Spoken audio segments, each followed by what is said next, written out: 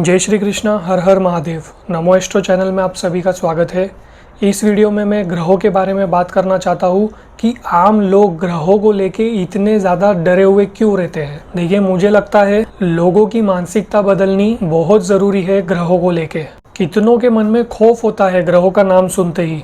मेरी ये दशा कैसी जाएगी, राहु केतु कोई अड़चने तो नहीं क्रिएट कर देंगे, ऐसी वैसी बातें करते हैं आम व्यक्ति कभी कभी।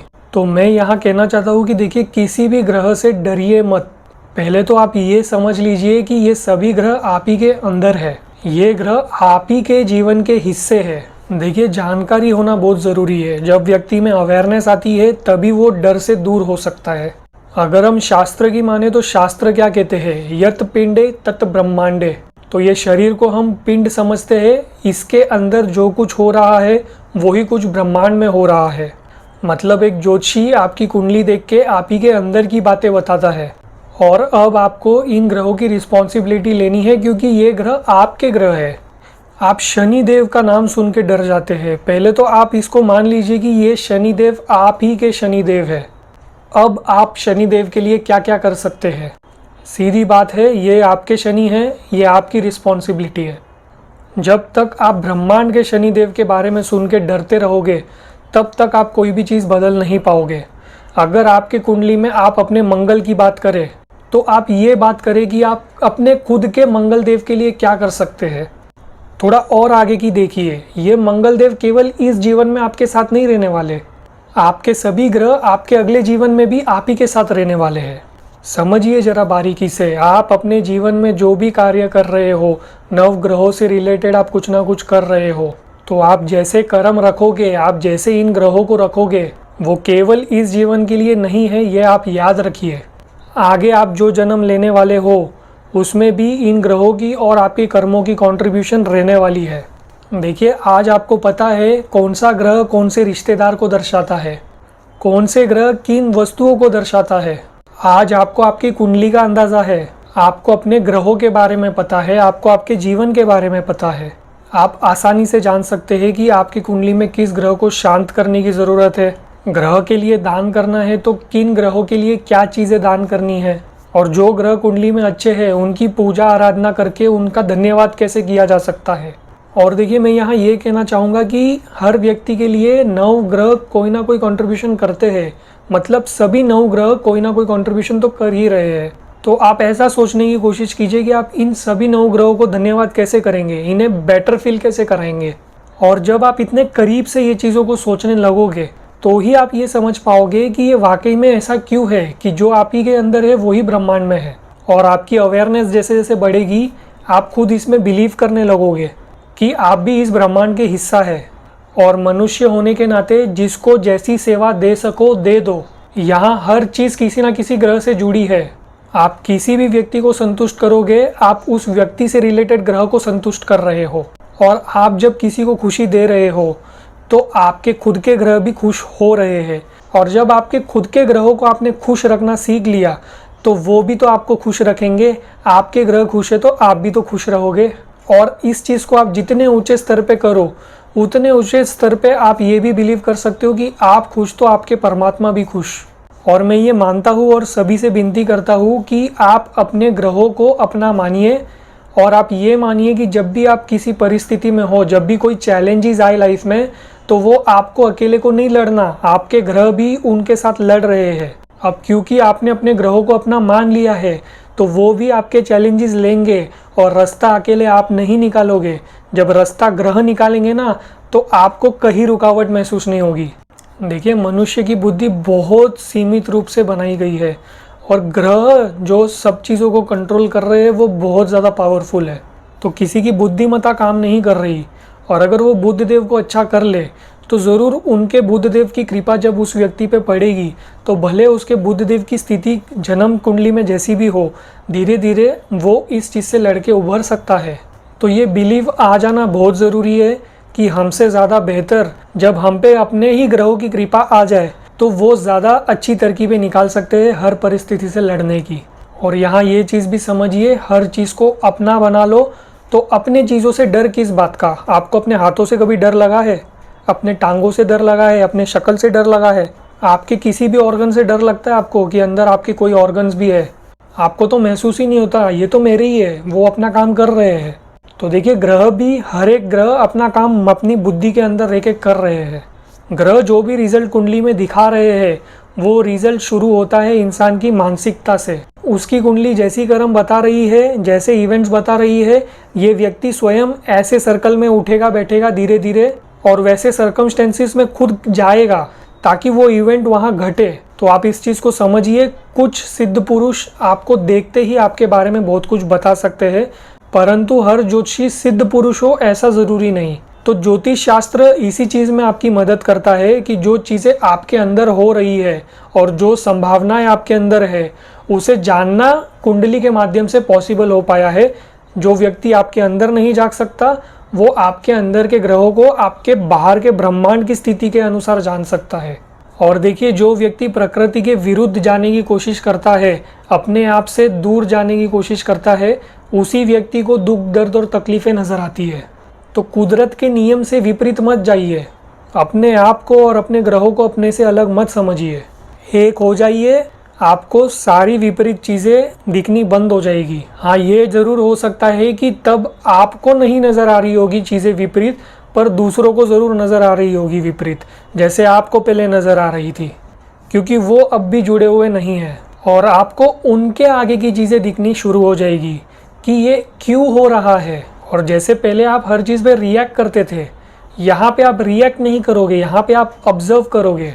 जब आप अपने आप से कनेक्ट हो जाओगे तो आप ये देख पाओगे कि ये सिचुएशन में वो चीज़ हो रही है जो होनी थी, जो घटित होना था वो घटित हो रहा है, और उससे आपको बिल्कुल भी परेशानी नहीं हो रही होगी। ज़रूर आपने ऐसे व्यक्तियों को देखा ही होगा जिन्हें बिल्कुल कोई फ़र्क नहीं पड़ रहा होता है, कहीं कुछ भी हो रहा हो, वो अपने आप को जान चुके हैं, तो उन्हें वाकई में फ़र्क नहीं पड़ता कि इधर क्या हो रहा है। वो बस ऐसे देखते हैं कि ये तो होना था, ये हो रहा है, इससे ज़्यादा क्या करना है। तो प्लीज़ आप अपनी मानसिकता को बदलने की कोशिश कीजिए। किसी भी ग्रह का नाम सुन के उनसे डरिए मत। कुंडली में ग्रह की स्थिति कैसी भी हो, आप बार बार उसके बारे में गलत जानकारी लेना बंद कर दे, और हो सके तो ज्योतिषियों से मिलना भी बंद कर दे, और आप अपने आप पे बिलीव करना शुरू करिए। और देखिए, हर ग्रह के बारे में कोई ना कोई जानकारी इजीली अवेलेबल है। जैसे सूर्य पिता है, सूर्य देव की अड़चनें आपकी कुंडली में आपको नज़र आ रही है, आप बार बार ज्योतिषियों के पास जाने की ज़रूरत नहीं है। सूर्य आपके पिता है, अगर आप अपने पिता की सेवा करें, उनकी बातें माने, उन्हें सुख प्रदान करें, तो ऑटोमेटिकली आपके सूर्य देव कुंडली में जैसी भी स्थिति में हो, वो शांत होने शुरू हो जाएंगे। वैसे ही देखिए, चंद्रमा माता है और चंद्रमा आपका मन भी है। मन चंचल हो, हमेशा विचलित हो, हमेशा दिमाग में नेगेटिव थॉट्स आते हो, तो आप अपने आप से सवाल कीजिए, क्या आप अपने माता का ख्याल रख रहे हो? अपने माता जी के पास जाइए और उनसे सवाल कीजिए कि मैं आपकी क्या सेवा कर सकता हूँ। जब आपकी माता जी आपसे खुश हो जाए तो आपका दिमाग नेगेटिव सोचना बंद कर देगा। किसी किसी कुंडली में बहुत ज़्यादा पीड़ित नजर आता है चंद्रमा, और व्यक्ति अपने माता से अपशब्द कहा जाता है। तो यहाँ क्या सिचुएशन बन रही है, जैसी उसकी स्थिति है वो व्यक्ति वैसे ही कार्य कर रहा है, वो कहीं सुधार नहीं ला रहा। तो आपको क्या करना है, आपको सुधार लाना है चीज़ों में। आपको पता है कि आपका मन और आपका चंद्रमा आपके माता से कंट्रोल हो रहा है। वैसे ही देखिए, आप मंगल देव के लिए भाइयों को देखिए, मित्रों को देखिए, जो आपके बुरे समय पे खड़े हो सके आपके लिए, उनके लिए आप क्या कर सकते हो। ये मैं केवल आपको इंसानों में समझा रहा हूँ कि आप अपने आसपास कैसे ढूंढ सकते हो ग्रहों को। परंतु अगर आपको मंगल सही करना ही हो, तो आप जब भी किसी की मदद के लिए खड़े होते हो, जब भी किसी ज़रूरतमंद की मदद करते हो, तब आपका मंगल आपसे खुश होता है। और जिसे लगता है उनका मंगल सही स्थिति में नहीं है, तो उन्हें क्या करना है, भाई से लड़ना नहीं है, वो अपने मित्रों से भी लड़ता है। जो उसके साथ खड़े रहने योग्य होता है, उसी से लड़के आ जाता है। आप इसे समझने की कोशिश कीजिए। ग्रहों को ठीक करना आसान बात नहीं है। आप अगर कोई चीज़ भी ज़मीन पे गिरा देते हो, तो आपको बड़े पेशेंस के साथ समय दे के उस चीज़ को साफ करना पड़ता है, समय लगाना होता है। और अगर आपको पसंद ना भी आ रहा हो तो भी आपको वो चीज़ करनी होती है, ताकि वो चीज़ साफ होनी ज़रूरी है जो आपसे गिर चुकी है। आप वैसे ही ग्रहों के लिए सोचने की कोशिश कीजिए कि ग्रह भी आप चाहोगे तो सुधर नहीं जाएगा, आप ही के वजह से बिगड़ा है, आप ही को सुधारना है। तो वहाँ भी एफर्ट्स, पेशेंस और डिसिप्लिन आपको रखना होगा। बुध देव अच्छा करना है, बुआओं से अच्छा रिश्ता रखिए, बहनों से अच्छा रिश्ता रखिए, बेटी से अच्छा रिश्ता रखिए। आप बुद्ध देव को बाहर कहीं ढूंढ रहे हो तो किन्नरों को जितना हो सके सेवा दान करिए। रोजमर्रा की जिंदगी में आप ढूंढ रहे हो बुद्ध देव को तो व्यापार बुद्ध देव के अधीन है। आप व्यापार में डिसिप्लिन रखिए, बुद्ध देव को भगवान मान के व्यापार कीजिए और कोई भी इर्द उर्द की काम मत कीजिए। देवगुरु बृहस्पति आपको सही करना है, मंदिर में सेवा दीजिए, गुरुओं को सेवा दीजिए, अपने दादाजी को सेवा दीजिए, अपने टीचर्स से बहुत अच्छे से पेश आइए, कभी उनका निरादर मत कीजिए। और स्त्रियों के लिए तो उनके हस्बैंड भी देवगुरु बृहस्पति के रूप में नजर आएंगे। तो जो मैरिड वुमेन्स है वो अपने हस्बैंड से जितना अच्छा रिलेशन मेंटेन करेंगे उतना ही उनकी लाइफ में विजिबिलिटी बनी रहेगी, क्योंकि विजिबिलिटी केवल और केवल देवगुरु बृहस्पति दे सकते हैं। वैसे ही किसी को अपने शुक्राचार्य जी को, शुक्र ग्रह को बेहतरीन बनाना है तो शुक्र ग्रह से रिलेटेड आप सेवाएं देना शुरू कर दीजिए। अभी के अभी आप मान लीजिए आपको अपनी वाइफ की हर बात डिसिप्लिन के साथ माननी है या फिर उन्हें इनकार करना है। अपनी पत्नी को आप जितना आदर दे सकते हो दे दो, क्योंकि वो जो पत्नी का रूप आपके पास आया है वो आपके शुक्र ग्रह का रूप है।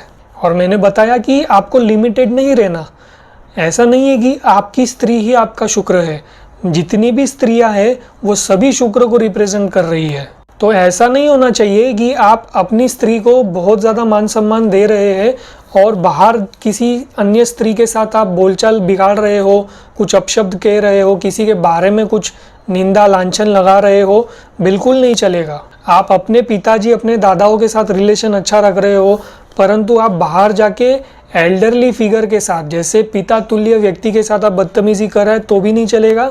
आप माता तुल्य किसी स्त्री का निरादर कर रहा है तो भी चंद्रमा आपका सुधरने वाला नहीं है। किसी को लगता है कि शनिदेव बेहतर करना है, शनिदेव से डर लग रहा हो आपको, तो पहले तो मान लीजिए शनिदेव आप ही के शनिदेव होंगे, आप अपनी चीज़ों से तो कभी डरोगे नहीं। दूसरी बात, शनिदेव को बेहतर करना है तो शनिदेव किन चीज़ों के लिए माने जाते हैं? शनिदेव मेहनत के लिए माने जाते हैं, डिसिप्लिन के लिए माने जाते हैं, लॉ एंड ऑर्डर को फॉलो करने के लिए माने जाते हैं। उसके अलावा शनिदेव को आप सर्विस देना चाहते हो तो आप सर्विस किन को देंगे?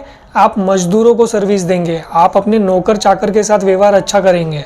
किसी को राहु नाम से डर लग रहा हो तो राहु महाराज कोई और नहीं है, आपके पितृज है, आपके पूर्वज है। पितृ पक्ष में, श्राद्ध पक्ष में आप सेवाएं दीजिए।